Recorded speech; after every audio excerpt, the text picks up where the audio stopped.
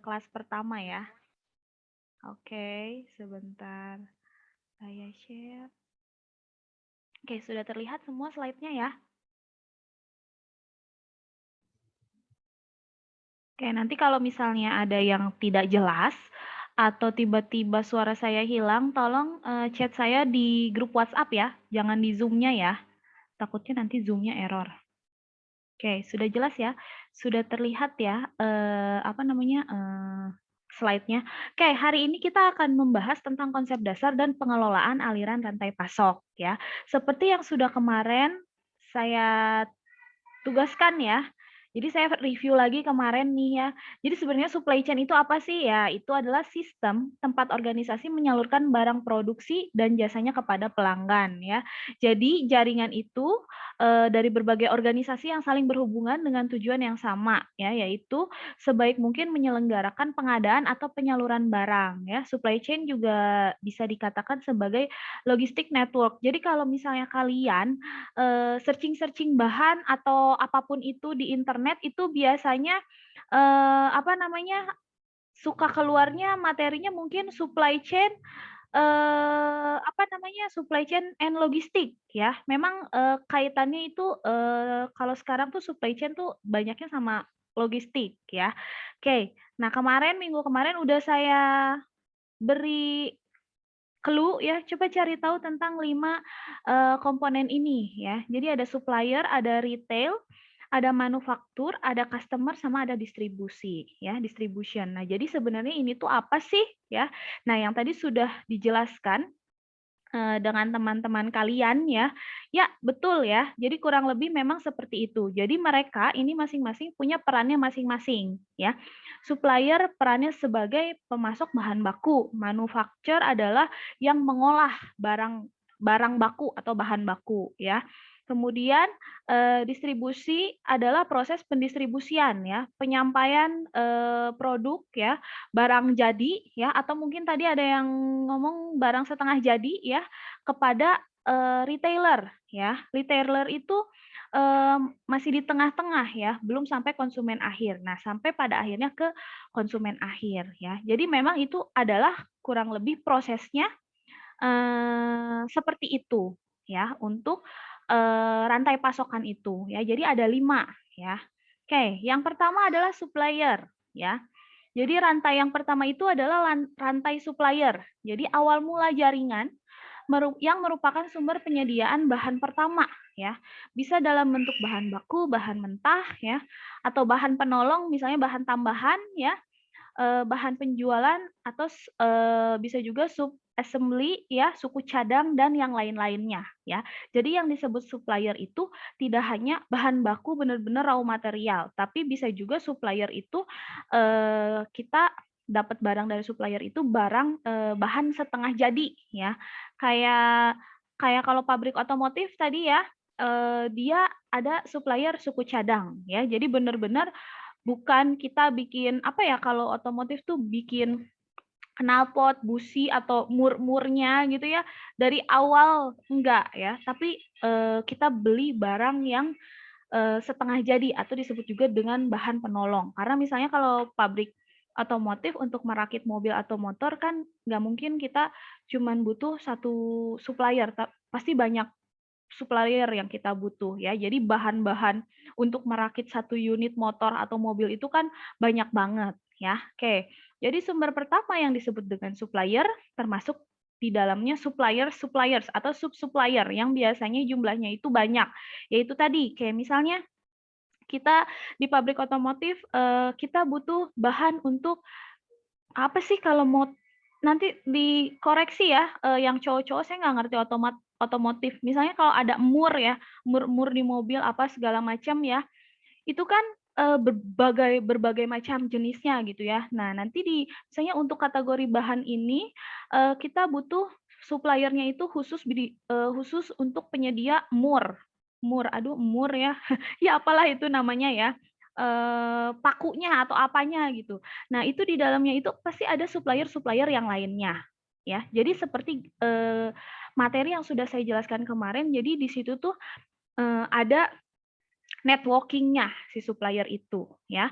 Kemudian rantai yang kedua adalah manufaktur ya, di mana ini adalah proses ya atau perakitan atau bisa juga disebut pabrik ya, di mana si bahan bakunya itu diproses ya. Jadi rantai pertama dihubungkan dengan rantai kedua yaitu manufaktur atau plants, pabrik ya, atau assembler atau fabricator atau bentuk lain yang melakukan pekerjaan membuat, memfabrikasi, merakit, mengkonversi atau menyelesaikan barang sampai finishing. Itu disebut dengan manufaktur, pabrik ya. Kemudian ke distribution ya. Jadi barang yang sudah jadi mulai disalurkan oleh pabrik ke pelanggan. Jadi barang dari pabrik disalurkan melalui gudang ke gudang distributor atau wholesaler atau pedagang besar dalam jumlah yang banyak ya. Jadi dari proses distribusi ini belum tentu semuanya, tergantung produknya ya, produk yang perusahaan itu buat. Jadi belum tentu langsung ke konsumen akhir ya. Oke, bisa juga nanti ke wholesaler ya atau ke retail setelahnya. Nah, ini dari supplier, manufaktur, distribution, lalu ke retail. Nah, retail itu adalah pedagang besar ya. Biasanya dia punya dagangannya sendiri atau menyewa gudang dari pihak lain. Nah, gudang itu dipakai untuk penimbun barang sebelum disalurkan ke pihak pengecer. Jadi dalam hal ini dapat dilakukan penghematan dalam bentuk jumlah inventories dan biaya gudang dengan cara melakukan desain kembali pola pengiriman barang baik dari manufaktur maupun ke pengecer ya. Jadi retail ini kalau ini tuh bisa disebut kayak grosirnya ya, kayak grosirnya kayak Lotte Mart ya. Lotte Mart itu kan ada Lotte Mart supermarket yang dekat Unibi tahu ya, wholesaler disebutnya ya, Lotte wholesaler kalau nggak salah ya. Nah itu adalah gudangnya dia nimbun barang-barang dari berbagai macam produk ya, berbagai macam merek untuk dijualkan ke pengecer ya. Karena biasanya yang belanja di grosir itu yang buat dijual lagi ya. Oke. Nah, kemudian rantai pasok yang kelima itu adalah customer. Nah, jadi barang ditawarkan oleh pengecer atau retailer langsung ke pelanggan atau ke pengguna barang tersebut. Nah, yang termasuk outlet adalah tempat di mana pembeli akhir melakukan pembelian. Ya, nah walaupun merupakan rantai terakhir, tetapi sebetulnya masih ada satu mata rantai lagi, yaitu pembeli yang mendatangi retailer outlet ke real customer atau real user. Jadi mata rantai benar-benar berhenti jika barang telah sampai ke pemakai yang sebenarnya. Jadi sebenarnya kayak gini ya, contohnya kalau retailer outlet itu kan besar ya, wholesaler itu kan besar.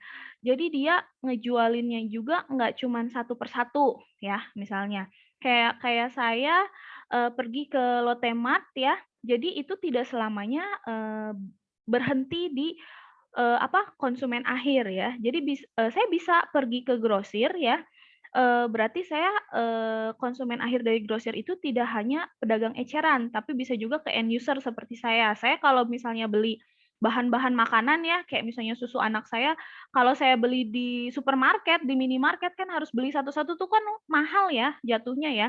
Jadi saya pergi ke wholesaler atau ke retail outlet, ke si Lotte Mart, saya beli satu karton gitu, biar harganya lebih murah. Karena memang harga yang ditawarkan pasti lebih murah, karena mereka nggak jual satuan, nggak jual eceran, ya. Tapi ada juga warung tetangga saya di sebelah, dia juga belanja di Lotte Mart. Nanti akan berbeda harganya.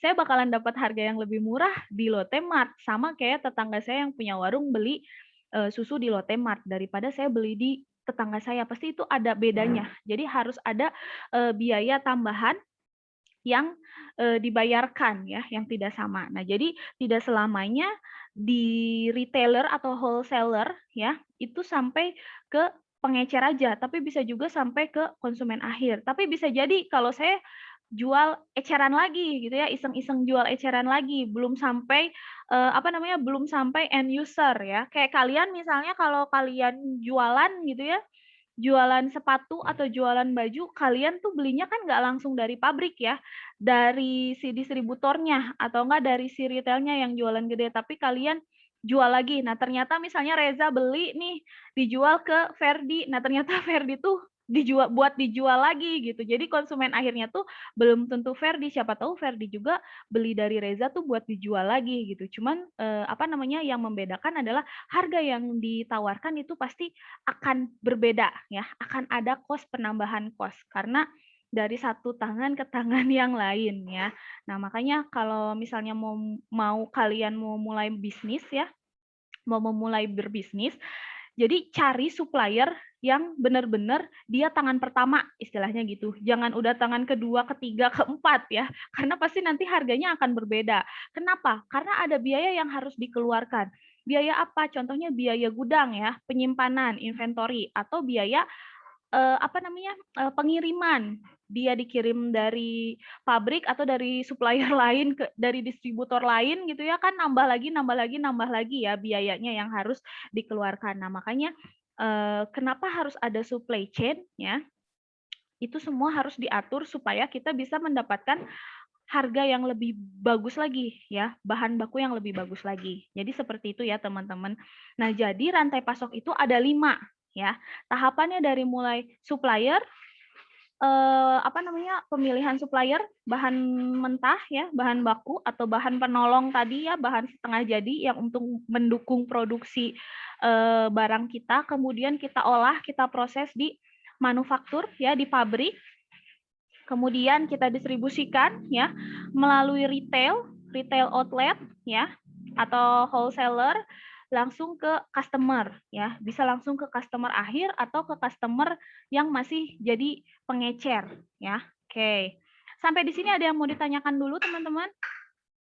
Oke, kalau ada yang mau tanya silahkan ketik langsung di chat box ya. Oke, lanjut ya. Kemudian di sini ada pengelolaan aliran supply chain ya. Jadi ada 2 konsep ternyata untuk mengelola aliran rantai pasok itu. Yang pertama mengurangi jumlah supplier dan yang kedua mengembangkan supplier partnership ya atau strategic alliance ya. Kalian udah pernah ngontrak bisnis strategi belum? Bisnis strategi atau manajemen strategi? Semester sekarang, Bu. Oh, oke, semester sekarang ya. Jadi bareng ya. Nah, mungkin ini nanti ada hubungannya ya. Jadi gimana caranya bikin strategi ya, bisnis strategi menggunakan supply chain management ya. Jadi memaksimalkan, mengoptimalkan apa namanya?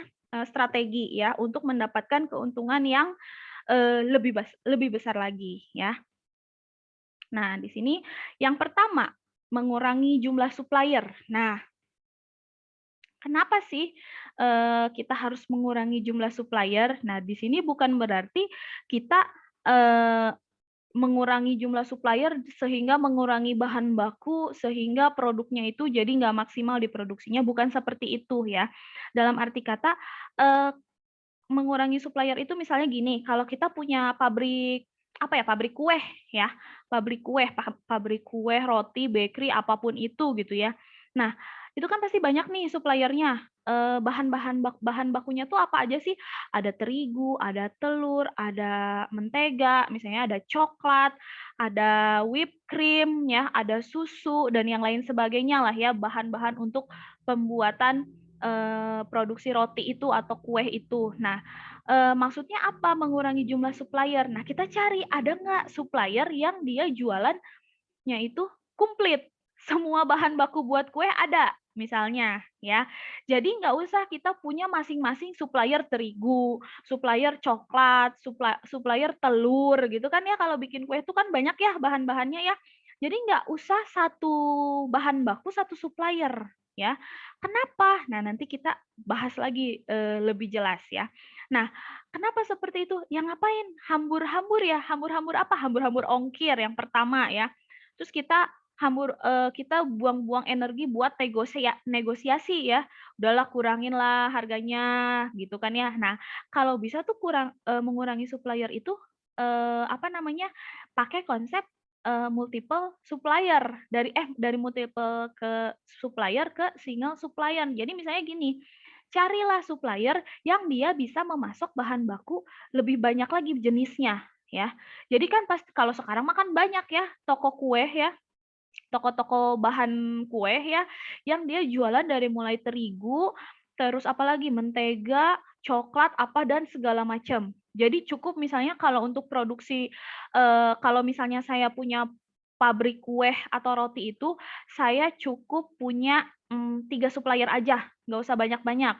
Supplier yang satu dia memasok bahan baku kayak tepung, terigu, apa sih, kayak raginya, terus maizenanya, terus, menteganya, terus buat olesan di loyangnya, yang kayak gitu-gitu dari toko bahan kue. Misalnya yang satu toko nih bener-bener dia, grosiran bahan kue. Nah, yang kedua misalnya karena saya spesialisasinya itu produknya itu coklatnya berkualitas. Nah, saya cari, supplier yang memang benar-benar dia menjual coklat dari, kualitasnya itu yang paling bagus gitu ya. Soalnya kalau yang di toko kue mah coklatnya biasa aja, standar. Nah, cari orang supplier yang memang dia khusus jualan coklat ya, yang paling bagus. Nah, jadi itu 2. Nah, yang satu lagi telur. Di toko kue ada yang jualan telur ya, tapi karena saya tuh maunya, produk saya bagus yang inget ya, yang minggu kemarin, jadi produk bagus itu diperoleh dari bahan baku yang bagus juga ya, yang kualitasnya baik. Saya maunya beli telurnya tuh langsung ke apa, kalau peternak telur ya? Peternak telur atau, kalau petani telur ya. Jadi saya langsung beli ke kandangnya nih telur, karena dia fresh ya. Telurnya tuh dijamin setiap hari tuh dia fresh, bukan telur yang kemarin atau yang stok minggu lalu gitu ya. Kadang kalau kita beli di toko kue atau di supermarket kan, yang kemarin belum habis, dihabisin dulu baru ditambah yang baru juga nggak tahu dikirimnya dari kapan. Cuman kalau ke petani telur tuh, si telurnya tuh masih bener-bener fresh, baru keluar dari ayam gitu ya, setiap pagi dipanen gitu. Nah itu kan pasti hasilnya akan berbeda ya. Kualitasnya pun pasti jauh lebih bagus kalau bahan baku yang benar-benar fresh. Nah, saya udah cukup aja, butuh 3 supplier ya. Nah, contohnya seperti itu. Jadi nggak usah saya punya supplier mentega, lain lagi dari Blue Band gitu, karena pasti kalau namanya kita punya usaha pabrik yang butuh bahan baku banyak, itu pasti, eee, sup supplier-supplier tuh pada datang nawarin barang-barangnya, maksudnya barang-barang dagangannya supaya buat dijadiin bahan baku. Nah ya, contohnya, kayak gitu ya, teman-teman ya. Oke, nah jadi memang si single supplier ini memang dia sudah dikembangkan sejak akhir tahun 80-an. Nah, dengan tujuan untuk mengurangi ketidakseragaman dan biaya negosiasi dan juga, pelacakan atau tracking. Nah ya, jadi biar biar seragam, karena kalau beda-beda nanti takutnya standar mereka beda, harganya pun jadi beda gitu ya. Biasanya gampangnya gini deh, kalau kita ngambil satu barang lebih dari satu barang di satu supplier itu kan pasti kita dapat diskon yang lebih gede lagi ya. Atulah Pak, masa nggak didiskon? Kan saya nggak cuman ngambil terigu doang, tapi saya ngambil sama, selainya, sama menteganya, sama yang lain-lainnya gitu. Nanti pasti kan negosiasinya itu pasti lebih bagus lagi daripada kita, milih satu bahan baku, satu supplier, itu rumit lagi nanti. Kemudian pelacakannya, trackingnya, jadi nanti kita bingung, ini habis harus pesen ke yang ini, ribet banget. Jadi secara dari segi waktu pun tidak efektif ya. Oke. Ingat yang kemarin ya, yang cerita telur di kulkas ya, kapan harus ngisi telur, kapan harus ke warung ngisi telur, sama berapa jumlah telur itu habis. Kalau suppliernya sedikit, kita lebih mudah, lebih gampang ya. Berarti kalau udah kalau toko kue tadi kalau terigunya tinggal segini berarti kita langsung hubungi, nanti lihat bahan lain. Jadi cukup satu kali kita juga bayar jasa pengantaran ya, ongkos kirimnya cuma satu aja, karena kita beli di satu supplier itu banyak ya. Nah, kemudian yang kedua adalah mengembangkan supplier partnership ya atau strategic alliance. Nah, ini biasanya tuh disebutnya ada modelnya ya. Jadi kalau yang tadi itu kan konsep tender terbuka, tender tahu tender kan ya? Kalau tender tuh misalnya supplier datang sok pilih yang mana. Nih itu udah nggak zaman ya kalau kayak gitu sekarang ya.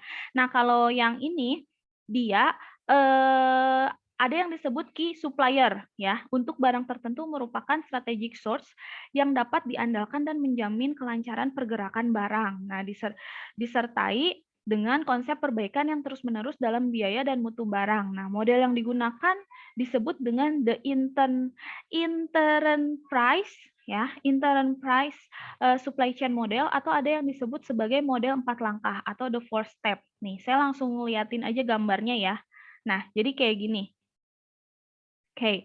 Nah, jadi sebentar.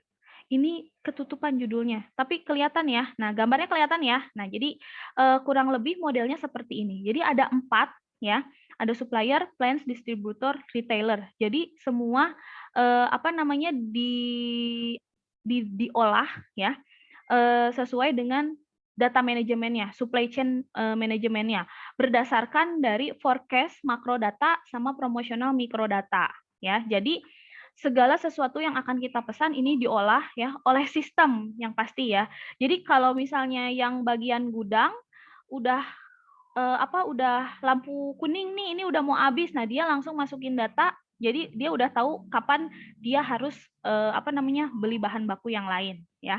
Kurang lebih seperti itu.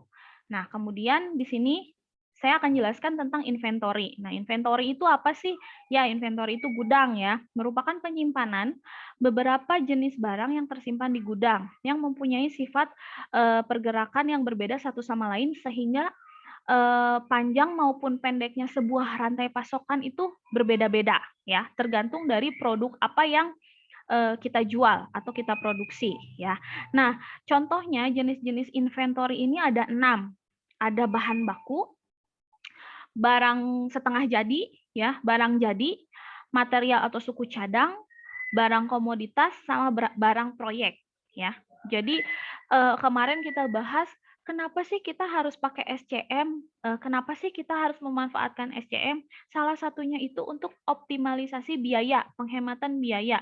Biaya apa yang kita hemat? Salah satunya itu adalah inventory cost ya. Nah, karena ternyata gudangnya itu nggak cuma 1 2 ya. Jadi dalam satu perusahaan itu gudangnya itu bukan hanya untuk menyimpan barang yang sudah jadi, tapi dari mulai bahan baku, barang setengah jadi, sampai material suku cadang, barang komoditas, dan barang proyek pun itu ada inventorinya masing-masing. Nah, makanya kalau misalnya kita tidak menerapkan SCM, ya, kebayang nggak sih pasti lebih banyak lagi gudangnya, ya, gudangnya lebih banyak lagi, terus jadi ribet, jadi nggak beraturan ya. Jadi kita nggak tahu, jadi nggak terjadwal kapan gudang itu harus diisi kembali dan kemudian gudang itu kosong. Nah, semua gudang ini itu sudah ada jadwalnya masing-masing ya.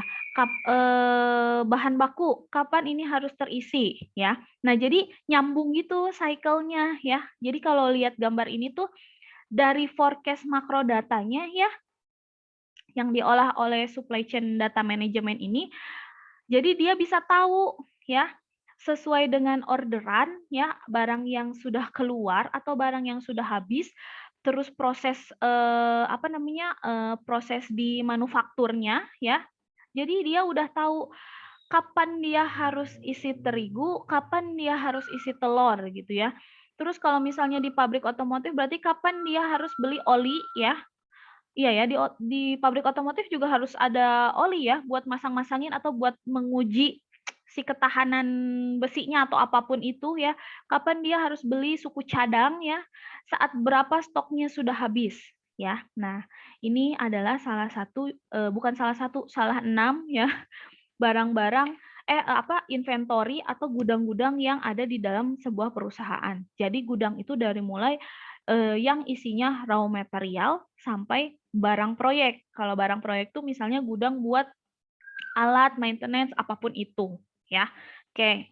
Kemudian di sini juga ada yang disebut bahan baku. Saya akan jelaskan satu-satu ya, dari mulai bahan baku, barang jadi, barang setengah jadi itu apa ya. Nah, dimulai dari bahan baku. Nah, jadi mata rantai pertama itu di pabrik itu adalah pembuatan bahan baku ya. Jadi bahan baku oleh pabrik pembuat finish produk digabung dengan bahan penolong terus menggunakan teknologi ya, terus jadilah barang setengah jadi ya. Nah, jadi si bahan bakunya ini adalah, bisa jadi raw material, kemudian dicampur dengan bahan pendukung ya, diproses kemudian jadilah barang setengah jadi.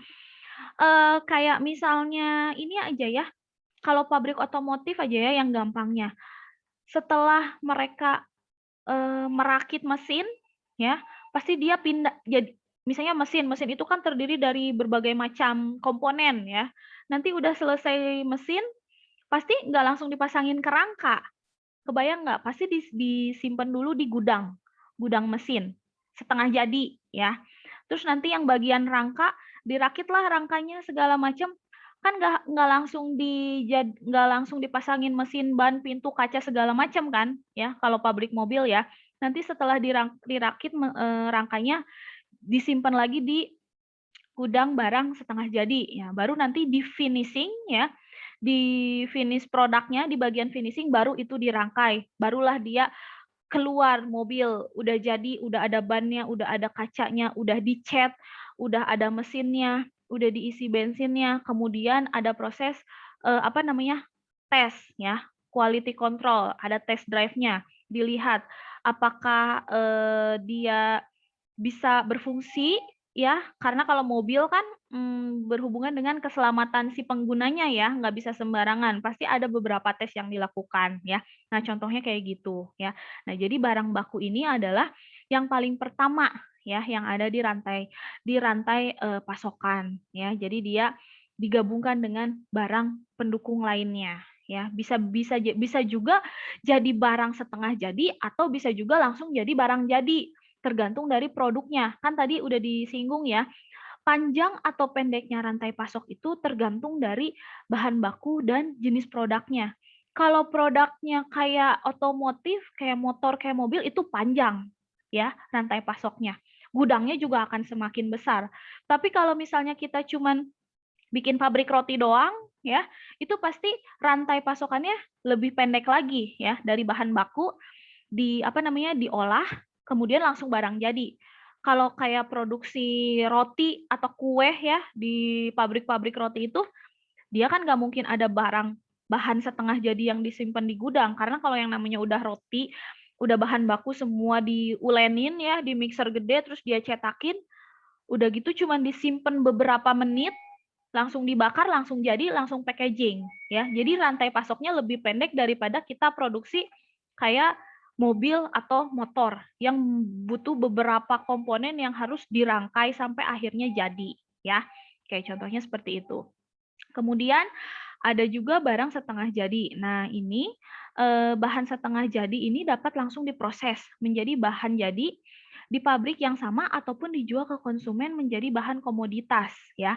Jadi akhir mata rantai sangat tergantung panjang pendeknya pada proses ini. Jadi kalau misalnya kita ngomongin barang setengah jadi, contohnya kayak tadi pabrik otomotif kita butuh mur-murnya buat nyambungin si rangka atau si mesin gitu ya. Kita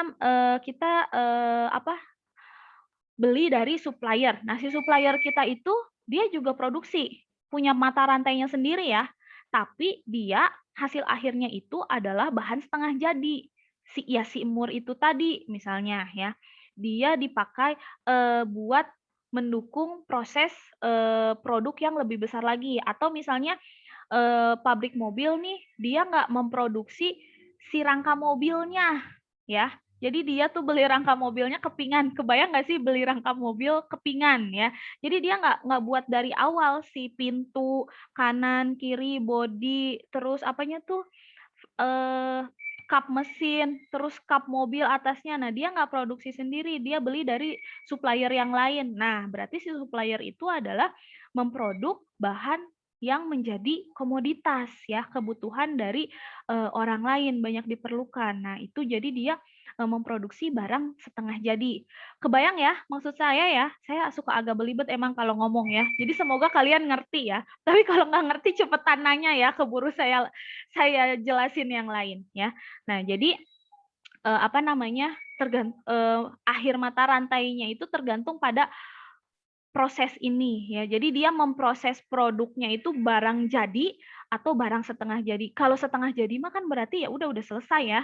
Jadi dia produksinya kalau kalau sekarang tuh kan apa, badan mobil, rangka mobil itu kan dari apa ya, dari plastik ya. Apa sih namanya, bukan plastik. Aduh saya nggak ngerti deh, maksudnya udah nggak kayak mobil dulu yang bener-bener dari besi, tahan apa segala macam ya. Nah, misalnya, dari apa ya disebutnya ya, lupa deh saya nggak ngerti mobil, ada yang bisa ngasih contoh nggak? Kayak misalnya, apa sih dari bahan apa ya? Nanti saya searching-searching lagi deh ya. Nah, misalnya kalau mobil itu dia kan, apa namanya, dari jangan plastik atau ya plastik mah kayak mobil mainan ya. Apa ya, ya pokoknya misalnya dari besi gitu ya, dari besi baja. Mungkin beda ya, setiap merek mobil beda bahan bakunya ya, bahan bahan jadinya. Apa namanya, kayak misalnya gini deh, dulu tuh ya mobil Toyota itu waktu belum punya pabriknya di sini, si Astra ya, dia beli mobilnya itu Toyota itu bulet-bulet ya, dikirim langsung pakai peti kemas itu dari, eee Thailand, dari India gitu. Jadi Indonesia tuh belum punya pabrik buat ngerakit ngerakit barang itu gitu ya. Ngerakit si mobil itu. Karena kan kalau untuk pabrik memproses perakitan finishing mobil kan itu harus punya investasi yang besar dan lain sebagainya. Jadi disebutnya tuh masih build up mobilnya tuh ya. Jadi dikirim dari luar negeri tuh memang benar-benar bulat-bulat udah dirakitin ya. Tapi kalau sekarang kan Astra udah punya pabriknya ya. Jadi tinggal apa namanya? Tinggal dikirim bahan setengah jadi terus dirakitin di Indonesia. Nah, itu bisa juga jadi yang memproduksi barang setengah jadi itu apa namanya, berarti mata rantainya itu lebih pendek daripada, pabrik Astra di Indonesia ya, kalau misalnya, dikatakan seperti itu.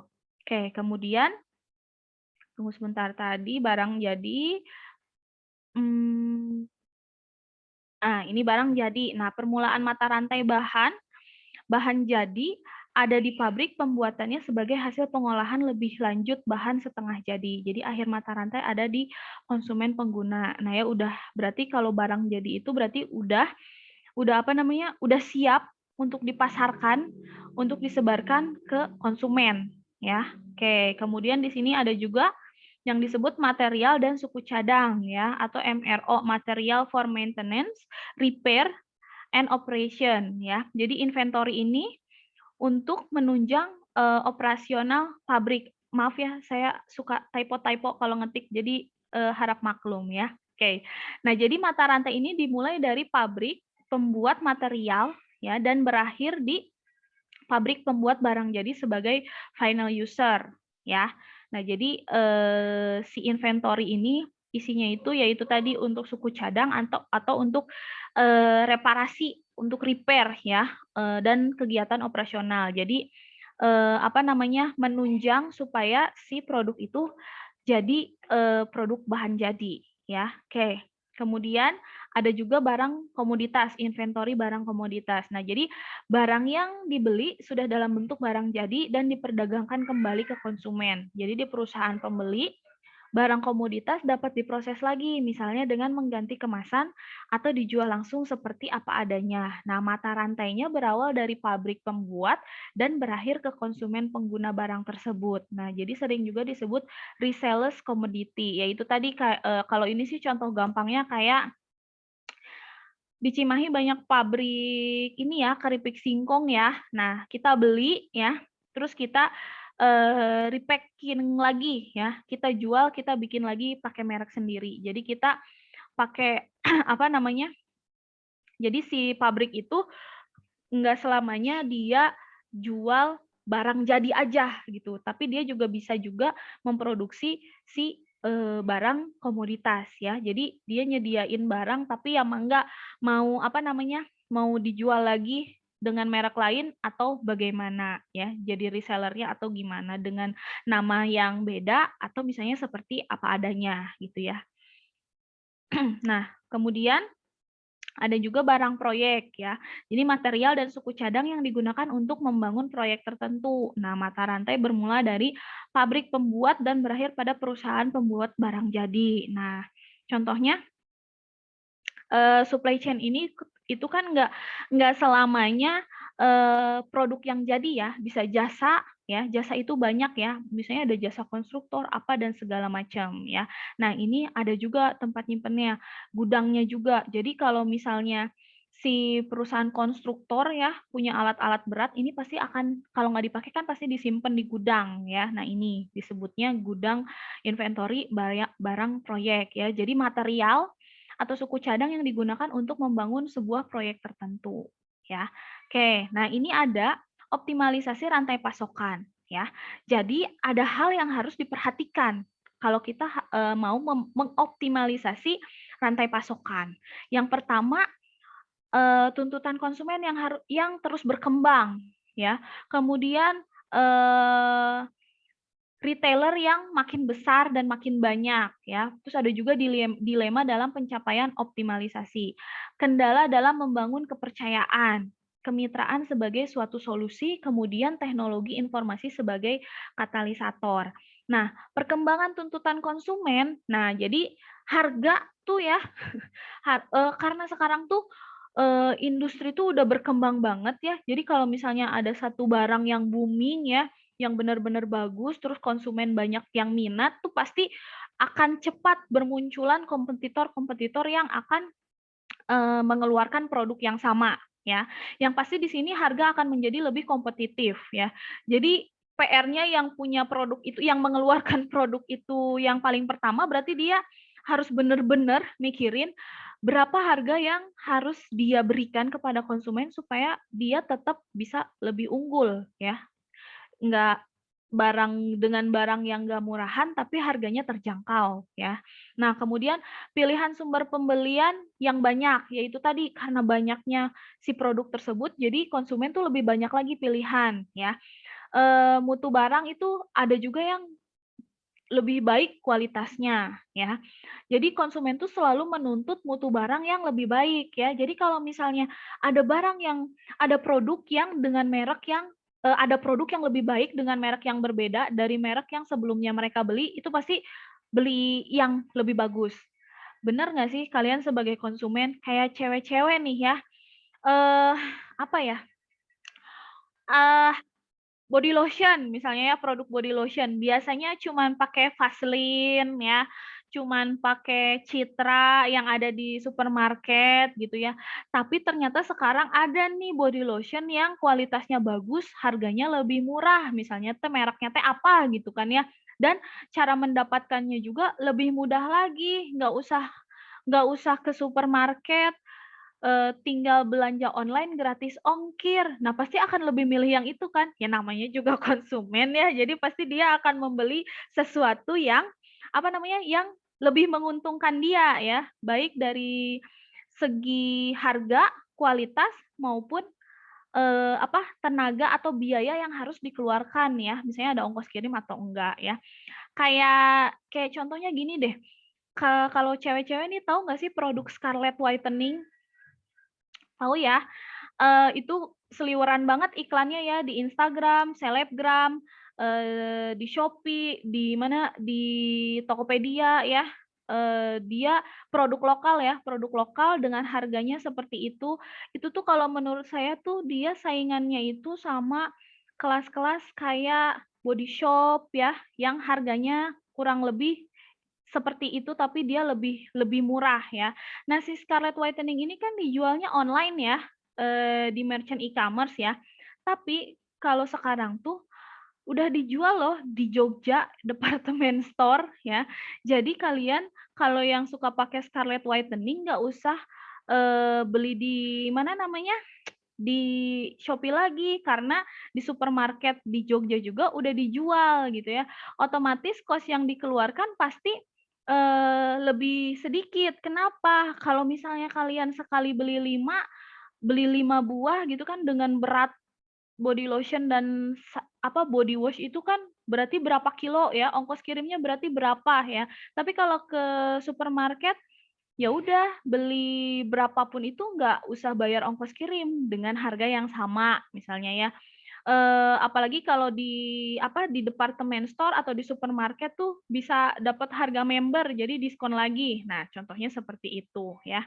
Jadi keinginan konsumen tuh banyak banget ya tuntutannya ya. Jadi kalau bisa dijual dong, jangan online mulu gitu. Kalau online kan beli satu rugi ongkir ya, lebih mahal ongkir daripada harganya, biasanya kan kayak gitu ya.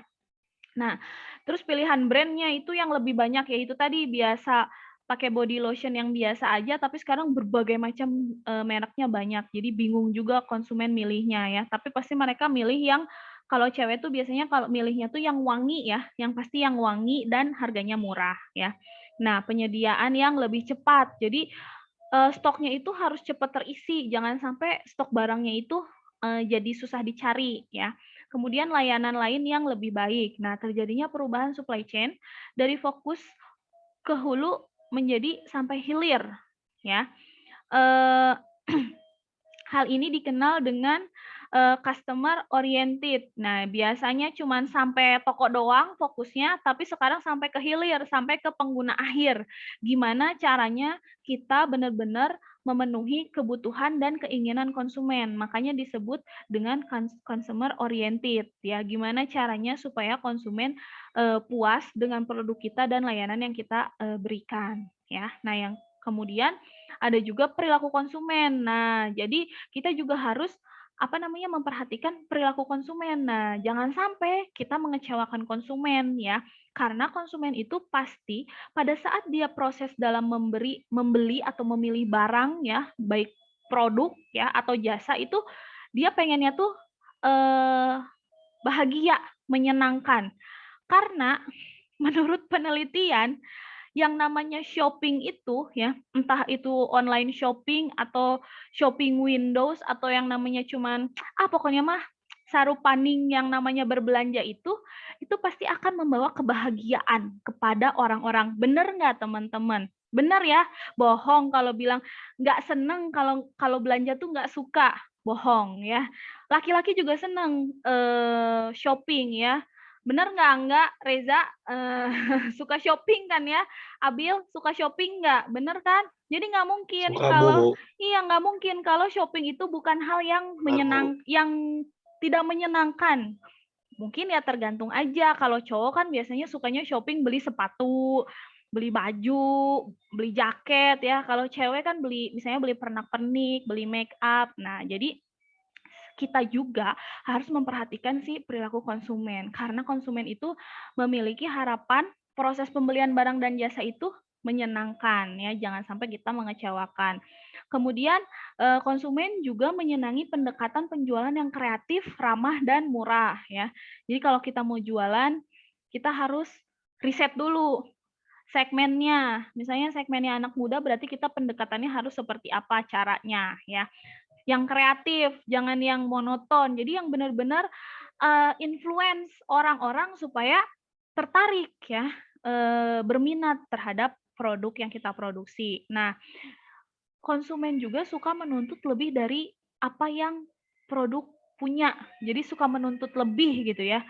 Apa dong? Misalnya dari segi diskon, dari segi kualitas barang ya, atau enggak dari variasi produk. Nah, itu konsumen tuh banyak banget tuntutannya ya.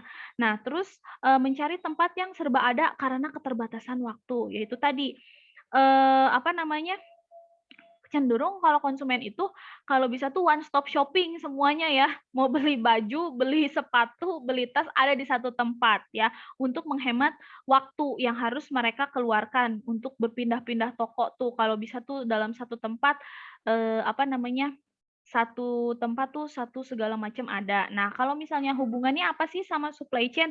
Nah, yaitu tadi kalau bisa tuh kita produksinya itu jangan cuma satu produk aja ya, tapi banyak berbagai jenis macam produk yang bisa kita tawarkan ke konsumen supaya nggak usah pergi ke toko lain gitu ya. Jadi supply chain ini ya teman-teman, tidak hanya ada di pabrik besar saja, tapi kayak di toko kue, di toko baju, di toko sepatu, di mall-mall pun mereka pakai aliran rantai pasokan ya. Ada time manajemennya di situ, ada kapan harus ngisi, kapan harus gimana-gimana. Jadi supply chain management itu tidak selamanya dipakai di pabrik besar ya yang penyedia bahan baku sampai barang jadi aja ya. Tapi semuanya itu ada aliran rantai pasokannya itu ya. Yang namanya kita jualan, ada barang yang kita terima yang harus kita simpan, kemudian kita jual ke konsumen, terus kita distribusikan, itu ada aliran rantainya ya. Jadi nggak cuman,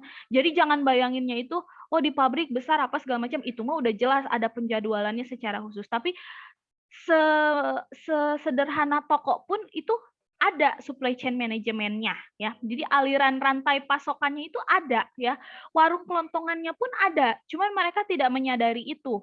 Jadi kita nih ya sebagai anak-anak sarjana manajemen ya, calon-calon manajer, nah itu tuh ada harus diperhatikan. Jadi tidak hanya kita langsung mindsetnya tuh pabrik gede apa segala macam penyedia produk otomotif atau Indomie atau apapun itu ya.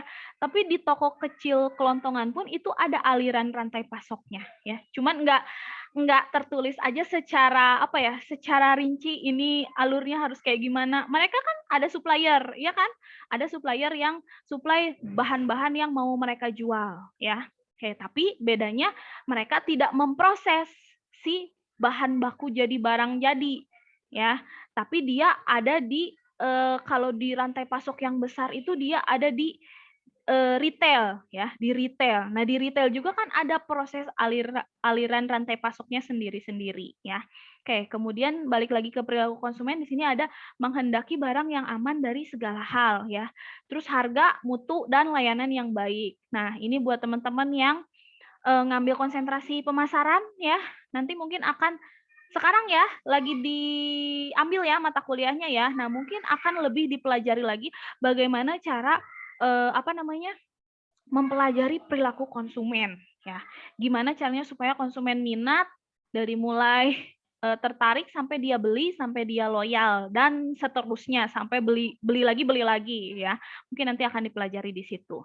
Nah, kemudian di sini ada juga retailer. Nah ya, retailer itu langsung berhubungan dengan konsumen ya.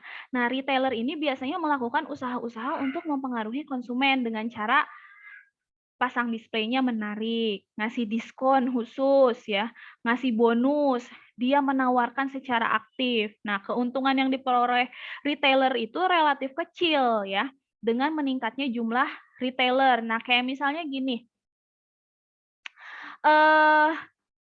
Kalian tahu nggak sih yang suka jualan snack dari luar negeri ya? Snack-snack yang ya makanan-makanan kecil yang dari luar negeri. Kan banyak nih yang dijual di merchant-merchant ya, di Shopee ya.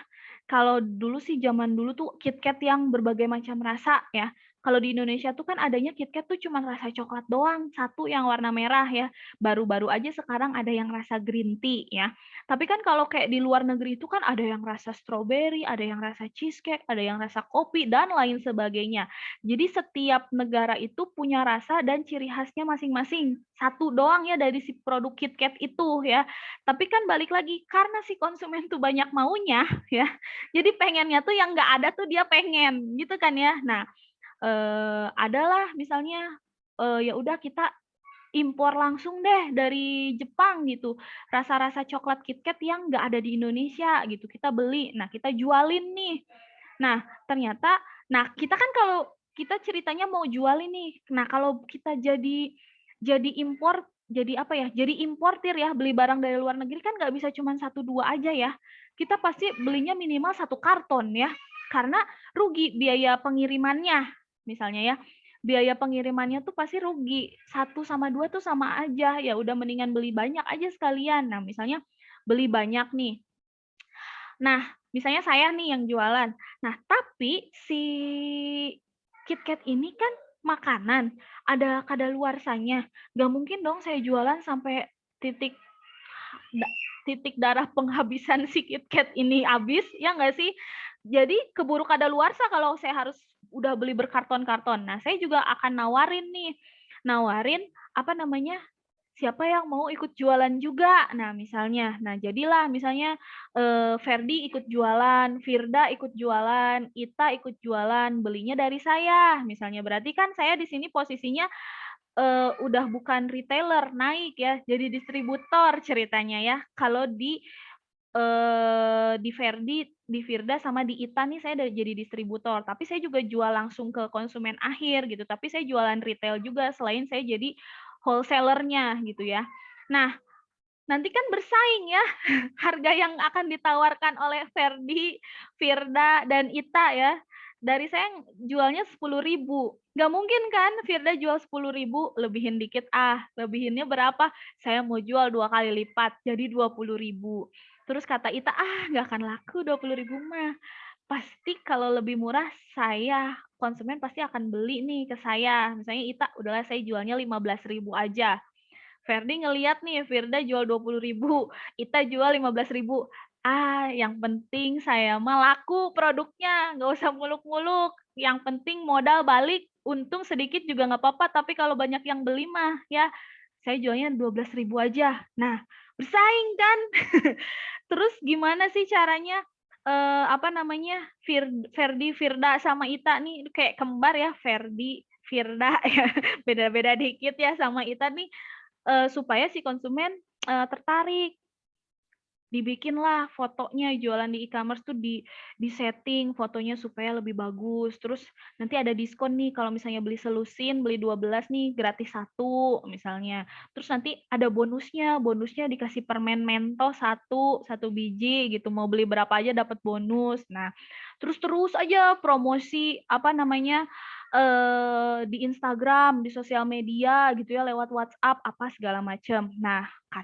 Jadi retailer itu kebanyakan untungnya itu nggak banyak dibandingkan dengan distributor, karena dia saingannya lebih banyak lagi gitu ya. Nah, saya itu sebenarnya mau tertarik ya jualan snack-snack yang dari luar negeri itu, mau jadi retailer-nya juga nih, jadi reseller-nya ceritanya. Tapi ternyata setelah saya hitung-hitung, nggak bisa saya ngasih harga yang sama dengan distributor saya jual gitu kan. Karena harus ada biaya ongkos kirim yang harus saya bayarkan gitu kan. Pasti saya jualan tuh lebih mahal dikit lah ya. Mahal dikit, terus saya searching di Shopee yang jualan jenis produk yang sama, ternyata banyak juga gitu kan. Harganya variasi dari mulai yang 2 kali lipat, 3 kali lipat, sampai yang benar-benar cuman beda Rp500 juga itu ada gitu ya. Nah, jadi karena itu kan konsumen jadi banyak pilihan ya, tergantung dia mau belinya yang mana. Nah, jadi sekarang tuh udah banyak ya. Jadi bisnis tanpa modal juga bisa dijalanin ya. Kalau misalnya kalian iseng-iseng ya, tanpa modal, tanpa gudang ya. Jadi reseller dropship itu yang kemarin sudah kita bahas ya. Kita tinggal catetin pesanan dari gudangnya langsung atau dari pabriknya langsung dikirim ke konsumen ya. Jadi retailer itu yang paling sering dan langsung berhubungan dengan konsumen ya. Oke. Nah, kemudian nih ada dilema optimalisasi ya. Nah, jadi kegeser. Oke, jadi langkah yang sangat penting dalam melakukan SCM itu adalah menggalang dan memperbaiki komunikasi yang baik antar pelaku SCM dari hilir sampai hulu ya.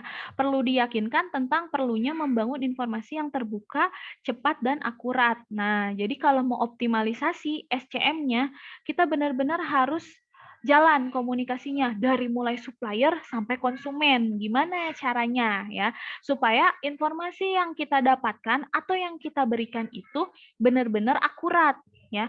Jadi kita nggak boleh ada miskomunikasi, apalagi sama konsumen dan supplier. Kalau kita salah pesen bahan baku, terus gimana ceritanya produknya bakalan jadi. Nah, jadi komunikasi adalah hal yang paling penting ya, karena dari komunikasi itu kita berbagi informasi ya.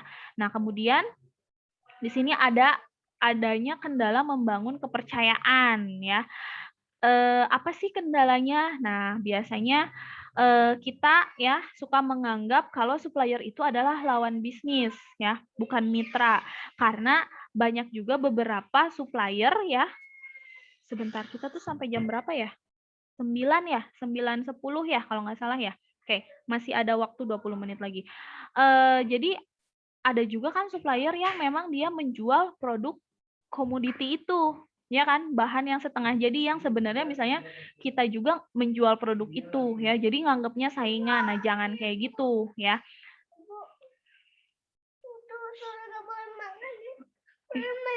Oh iya, sebentar ya ada dosen tamu. Tunggu dulu sebentar lagi ya.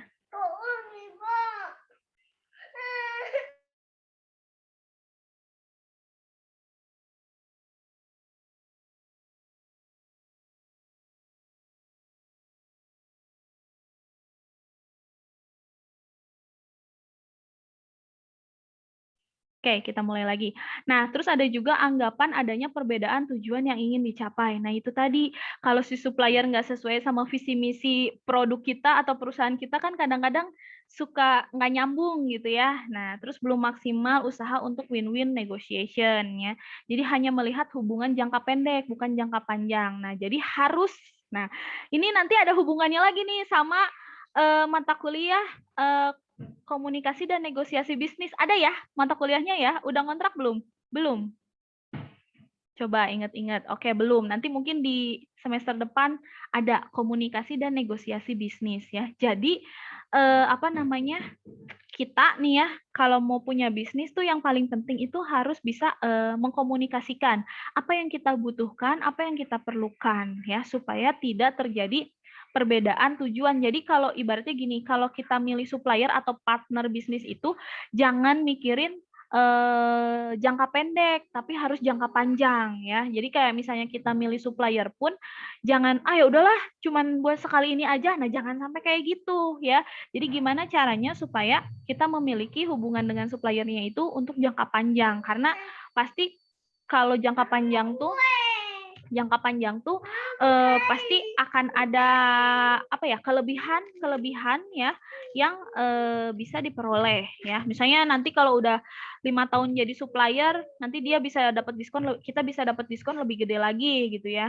Oke, atau enggak nanti kalau dia punya barang baru yang lebih bagus, kita yang pertama kali dikasih tahu misalnya sama supplier. Oke, contohnya gitu ya. Jadi kita harus bisa negosiasi ya untuk mengoptimalisasikan supply chain management. Nah, ini ada juga salah satunya dengan solusi kemitraan ya. Nah, agar usahanya itu bisa membangun kepercayaan dan dapat berlangsung dengan baik. Nah, maka perlu konsep partnership ya sebagai solusi mengatasi perbedaan dalam SCM. Nah, prinsip-prinsip yang harus dipegang itu adalah tujuannya harus sama ya, harus saling menguntungkan, saling percaya, bersikap terbuka, menjalin hubungan jangka panjang, perbaikan terus-menerus dalam biaya dan mutu ya. Nah, jadi bisa juga kita kerjasama ya, partnership. Jadi kerjasamanya itu bukan hanya sekedar kita beli barang di supplier atau kita memasarkan produk di merchant ini, tapi kita benar-benar apa namanya, punya kontrak kerja gitu ya, supaya lebih mengikat dan bisa menjalin hubungan jangka panjang. Yang pertama yaitu tadi tujuannya harus sama ya, harus punya tujuan yang sama. Jadi visi misinya itu harus sejalan ya. Terus harus yang pasti harus saling menguntungkan. Kalau tidak saling menguntungkan, untuk apa kita berpartner ya? Oke, terus harus saling percaya juga ya dan bersikap terbuka. Oke. Nah, di sini juga ada teknologi informasi sebagai katalisator. Nah, katalisator itu apa sih? Nah, dia itu bisa mempercepat proses dan mempermudah SCM yang efektif dan efisien ya. Tanpa teknologi, informasi SCM sulit dicapai. Nah, contohnya jadi segala sesuatu itu segala sesuatu itu digunakan teknologi ya sebagai pengantarnya ya. Jadi gimana caranya kita berkomunikasi dengan konsumen menggunakan teknologi, yaitu tadi salah satunya itu adalah penerapan sistem informasi ya. Di dalam sebuah perusahaan juga kita menggunakan hardware dan software ya, kayak komputer apa segala macam supaya apa yang kita sampaikan informasinya itu bisa sampai dengan akurat ya. Saya juga clear information, real time point of sales information ya, customer and network friendly, juga high level effectiveness and efficiency. Oke. Nah, yang terakhir ini ada yang disebut dengan push and pull system. Push system itu jadi si manufaktur memaksakan barangnya konsumen, pada awalnya konsumen tidak mempunyai pilihan, tetapi dengan meningkatkannya jumlah barang yang ditawarkan dan makin beragam sehingga persaingan bisa semakin tinggi. Kalau pull system itu manufaktur hanya membuat barang yang dipilih dan dikehendaki konsumen sesuai dengan perubahan paradigma konsumen sebagai penentu utama SCM. Nah, biasanya manufaktur ini melakukan pull atas kebutuhan konsumen dan meninggalkan cara push. Jadi intinya kalau push ini si manufaktur tuh mendorong supaya si konsumen ini udahlah kamu butuh barang ini, ayo cepetan beli ya. Nah, kalau pull itu dia bikin produk tuh sesuai dengan apa yang konsumen inginkan dan kehendaki. Jadi kalau push ini dia ngedorong produknya ke konsumen, tapi kalau pull ini dia narik konsumen gimana supaya caranya beli produk dia. Dengan cara yaitu tadi harus memperhatikan si perilaku konsumennya ya, tuntutan konsumen, dan yang tadi itu dari sistemnya itu tidak hanya sampai hulu tapi benar-benar sampai hilir ya. Nah, jadi kalau sekarang mah yang sudah banyak dilakukan itu adalah yang pull system. Jadi gimana supaya konsumen tuh tertarik untuk beli produk dia ya, karena memang si konsumen itu sebagai penentu utama si SCM. Kenapa? Karena jumlah profit atau kapan dia harus produksi, kapan dia harus isi gudang ya bahan baku itu tergantung konsumen. Kalau konsumen nggak banyak beli produknya, ya dia nggak akan bisa produksi karena barang numpuk di gudang, barang jadi numpuk di gudang. Nah, jadi tergantung kepada konsumen SCM itu ya. Nah, itu tadi makanya kita kenapa harus memperhatikan tuntutan dan perilaku konsumen ya. Oke. Sampai di sini. Sebentar. Oke. Sampai di sini ada yang mau